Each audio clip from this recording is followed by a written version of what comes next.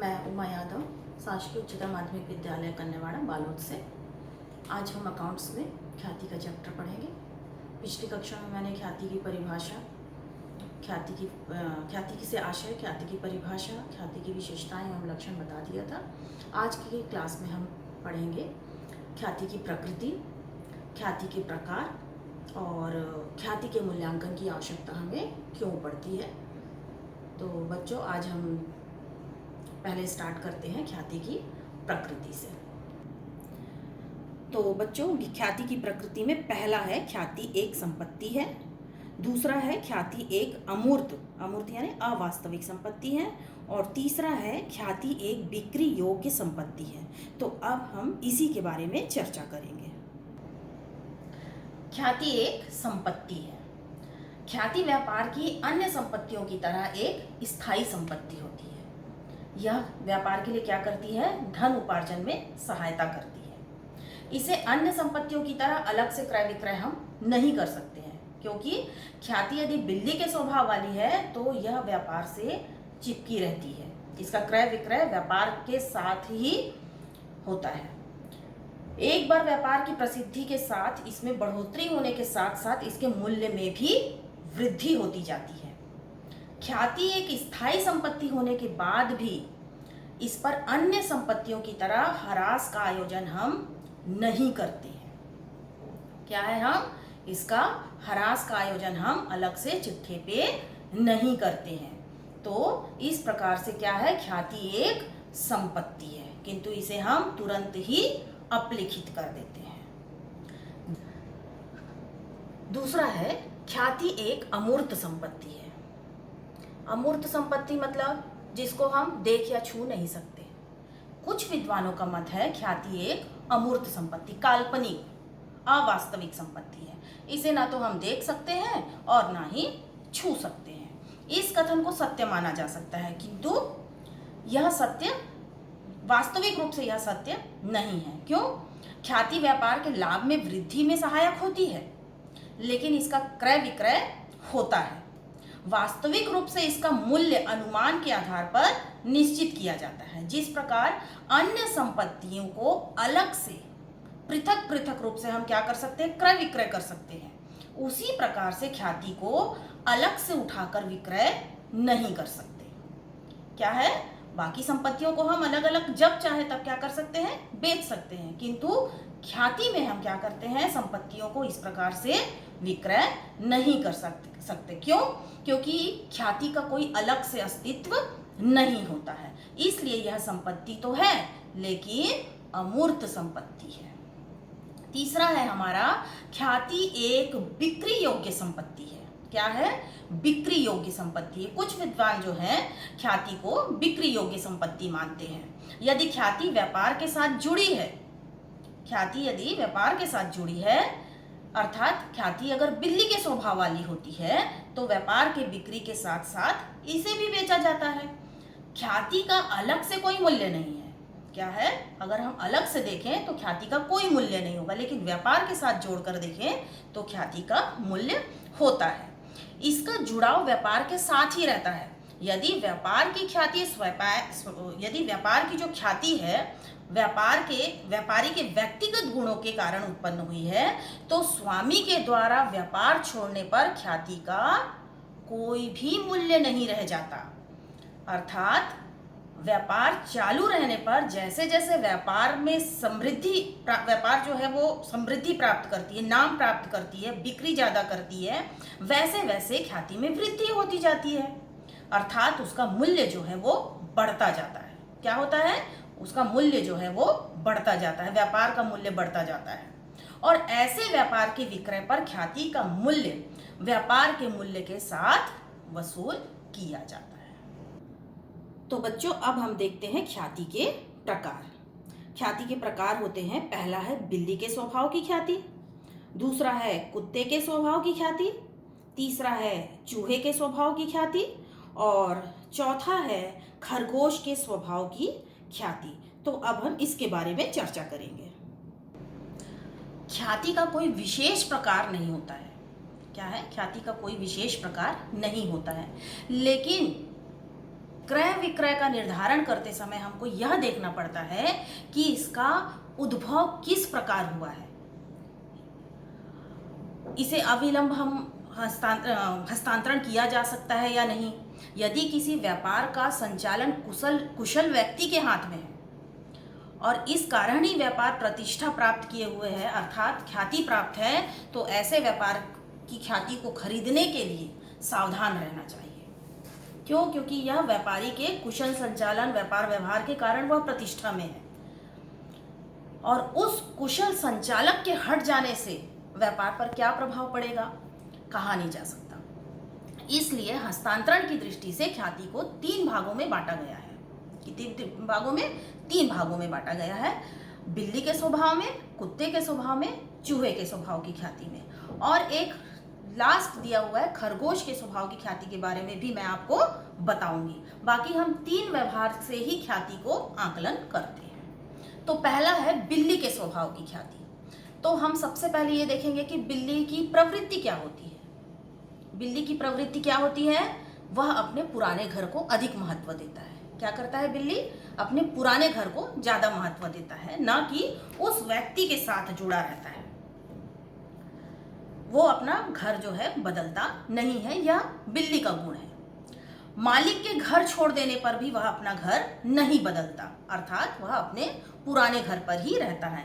इसी प्रकार कुछ ग्राहक ऐसे होते हैं जो पुराने दुकान से अपना संबंध नहीं तोड़ते हैं और वे पुराने दुकानों पर ही आते जाते रहते, चाहे दुकान का मालिक कोई भी हो।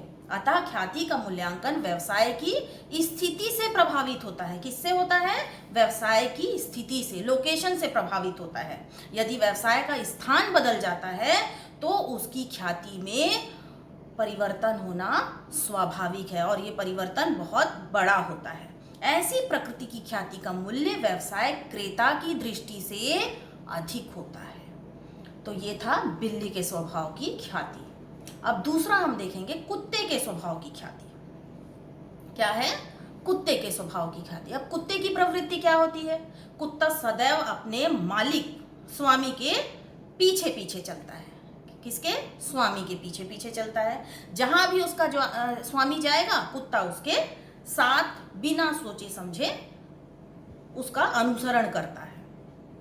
इसी प्रकार कुछ ग्राहक ऐसे होते हैं जिनका व्यवसाय के स्वामी से उसकी प्रबंध कुशलता, विवेक, व्यवहारशीलता के कारण लगाव होता है और वे उसी व्यवसाय स्वामी से अपना संबंध बनाए रखते हैं। यह बात विशेष रूप से किसमें फिट होती है? पेशेवर फर्म में। किसमें होती है? पेशेवर फर्म।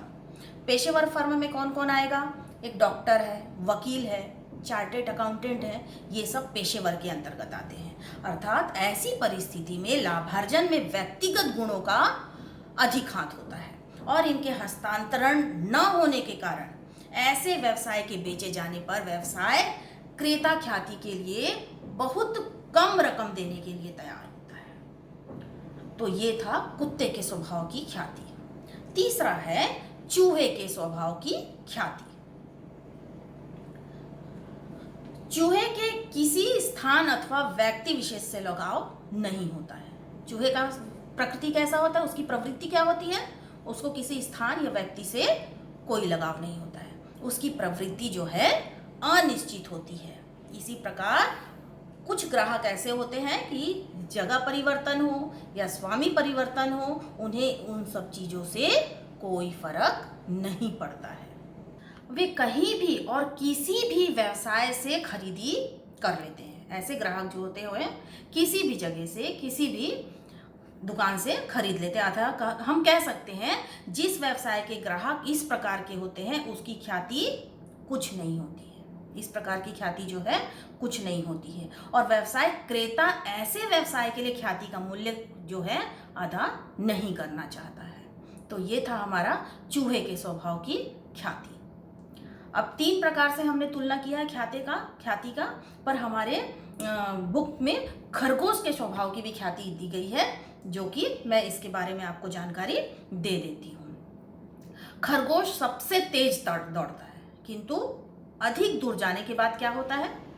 थक जाता है। क्या होता है? वो ज़्यादा दूर जाना पसंद नहीं करता। खरगोश को आपने देखा होगा बहुत स्पीड में भागता है, लेकिन वो कुछ दूर ही भागेगा, ज़्यादा दूर उसको भी भागना पसंद नहीं है। अतः यह ख्याति जिसमें ग्राहक अधिक दूर ना जाकर अपने व्यवसाय के दुकानों को कुछ सीमित जगह, ज़्यादा दूर नहीं जाता, जैसे कि कुछ दुकानें ऐसे होती है, फेरी वाले दुकान जो हो गए, तो फेरी वालों से ही वस्तु खरीदने पसंद करते हैं। जो ग्राहक होते हैं वो क्या करते हैं, बस फेरी वालों से सामान खरीदना पसंद करते हैं। तो ये जो है ख्याति, ये खरगोश के स्वभाव की ख्याति कहलाती है। तो बच्चों, ये था हमारे ख्याति के प्रकार। जो ख्याति के मूल्यांकन की आवश्यकता, तो बच्चों हम देखते हैं कि आखिर ख्याति के मूल्यांकन की आवश्यकता हमें क्यों पड़ती है। ठीक है, तो आप बच्चों इसे पॉज करके आप ये नोट्स लिख लीजिए और इसके बारे में हम जानकारी लेंगे कि आखिर ख्याति के मूल्यांकन की आवश्यकता क्यों पड़ती है। पहला है, जब फर्म में नया साझेदार प्रवेश करता है। जब कभी भी कोई नया साझेदार आएगा तो वो जरूर देखता है कि कंपनी या व्यापार की स्थिति जो है वो कैसी है, तभी वो साझेदार जो है उसमें प्रवेश करता है। तब क्या करने की आवश्यकता पड़ती है, हमको ख्याति के मूल्यांकन की आवश्यकता पड़ती है। दूसरा है, जब कोई साझेदार फर्म से अवकाश ग्रहण करता है, यानी कि छोड़ता है, कंपनी को, फर्म को छोड़ता है साझेदार। कब छोड़ता है, या तो कोई कारण है उसके छोड़ने की जिसमें कि महत्वपूर्ण बिंदु दिया हुआ है, या फिर उसकी मृत्यु हो जाती है। ऐसी दशा में भी हमें क्या करने की जरूरत पड़ती है, ख्याति के मूल्यांकन की आवश्यकता पड़ती है। तीसरा है, जब साझेदारों के लाभ विभाजन में परिवर्तन किया जाता है। साझेदार जो हैं वो लाभ विभाजन करते हैं आपसी सहमति से, किंतु किसी कारणवश यदि इस विभाजन में, लाभ विभाजन अनुपात में कोई परिवर्तन होता है तो हमें ख्याति के मूल्यांकन की आवश्यकता पड़ती है। चौथा है, जब साझेदारी व्यवसाय की बिक्री की जाती है। जब कभी भी कोई साझेदार जो है अपने व्यवसाय की बिक्री करता है तो ऐसे समय में अपने व्यवसाय की ख्याति को देखता है कि उसके व्यापार की उस समय स्थिति क्या है, तो हमें ख्याति के मूल्यांकन की आवश्यकता पड़ती है। पांचवा है, जब साझेदारी फर्म को एक कंपनी के रूप में परिवर्तन किया जाता है। एक तो होता है एकाकी व्यापारी जिसमें केवल एक व्यक्ति कार्य करता है, इसके बाद होता है साझेदारी फर्म, और साझेदारी फर्म में भी क्या है, व्यक्तियों की संख्या सीमित होती है, किंतु जब व्यक्ति ज़्यादा हो जाते हैं, फर्म जो है वो बड़ा रूप ले लेती है, तो वो क्या हो जाती है, कंपनी के रूप में परिवर्तित हो जाती है, क्योंकि संख्या जो है वो व्यक्तियों की ज़्यादा हो गई है। तो जब साझेदारी फर्म एक कंपनी के रूप में परिवर्तित होती है तो भी हमें क्या करना पड़ता है, ख्याति के मूल्यांकन की आवश्यकता पड़ती है। और अंतिम है, जब साझेदारी फर्मों का एकीकरण होता है। क्या होता है, एकीकरण होता है। ऐसी स्थिति में भी ख्याति के मूल्यांकन की आवश्यकता होती है। तो बच्चों, हमने क्या पढ़ा, ख्याति की प्रकृति पढ़ी, ख्याति के प्रकार जाने और ख्याति के मूल्यांकन की आवश्यकता आखिर क्यों होती है इसके बारे में हमने जाना। अब हम अगली कक्षा में ख्याति उत्पन्न होने के कारण को समझेंगे। नमस्कार।